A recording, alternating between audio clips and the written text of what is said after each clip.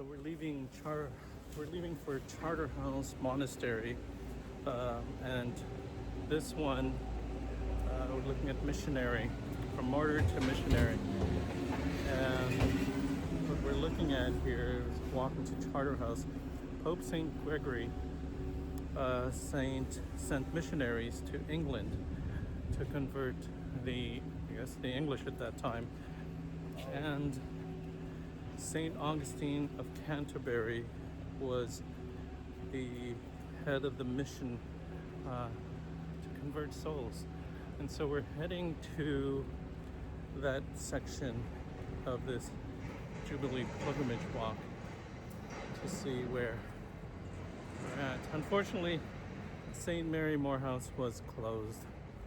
So I'll keep walking to the next stage. We're on stage 2 from St Mary Moorfields to Charterhouse. So this section we focus on missionary, mission work that we are all called upon to do. How you guys like my bowler hat?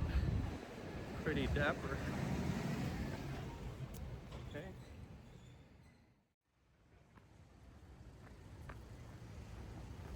So I presume that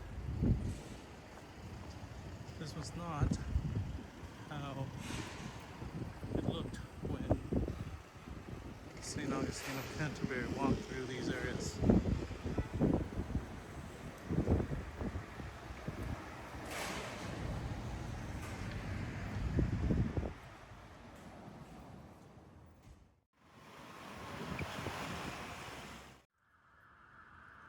So again, I'm going the wrong way.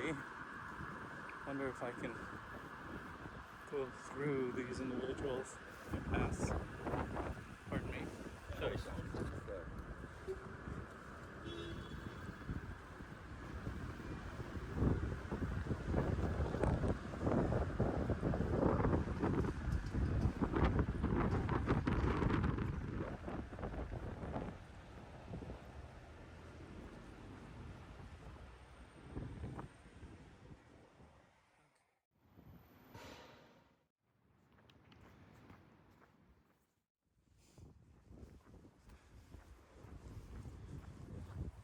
So this section is called a high walk.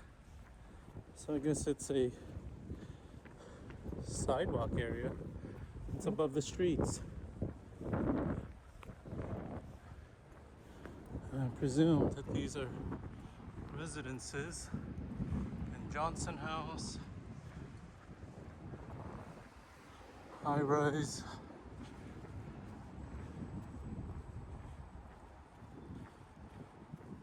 It's actually a really cool place to walk.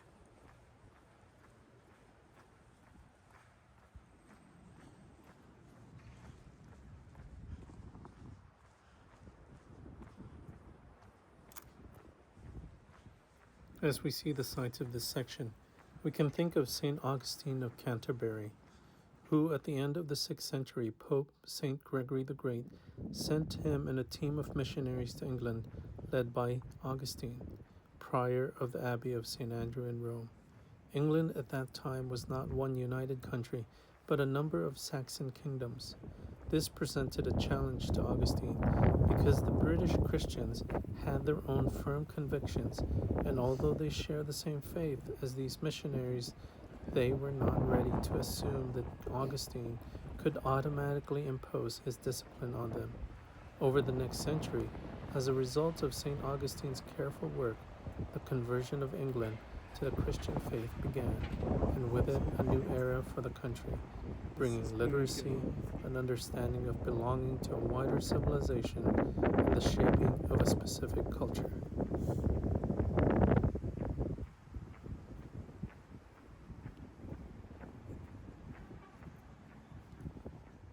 Down into the streets. The roots of the parish of St Mary Moorfields go back to several chapels that sprang up in the area in the 17th and 18th centuries, at which time Catholic worship was illegal. The chapels were known locally as penny hotels, as people had to pay a penny to a man behind a grill in the door before they were allowed in. Following the Catholic Relief Act of 1791, Catholics were permitted to worship in public, and in 1820, the first church of St Mary Moorfields opened in the Finsbury Circus. As the permanent seat of the Vicar Apostolic, it served as Cardinal Wiseman's pro-cathedral from 1850 to 1869. The church was pulled down in 1899 and replaced by the present church on Eldon Street, which was opened on the 25th of March, 1903.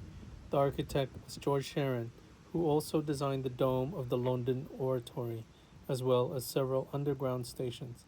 It plays an important role in the diocese both because of its history, but also in its mission and ministry to the City of London.